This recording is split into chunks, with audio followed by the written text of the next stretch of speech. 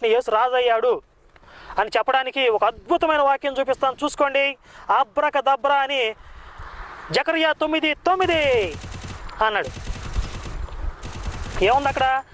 సియోను నీ రాజు గాడిదను గాడిద పిల్లను ఎక్కి రాబోచున్నాడు. యేసు గాడిద ఎక్కి వచ్చాడు కాబట్టి ప్రవచనం నెరవేరింది, చూసారా అన్నాడు. చూసాం బాబు.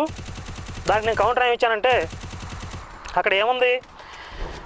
సియోను నివాసులారా ఉత్సాహధ్వని చేయుడి, యెరూషలేము నివాసులారా ఆనందించుడి, నీ రాజు దీనుడనై గాడిదను గాడిద పిల్లను ఎక్కి రాబోచున్నాడు అని ఉంది.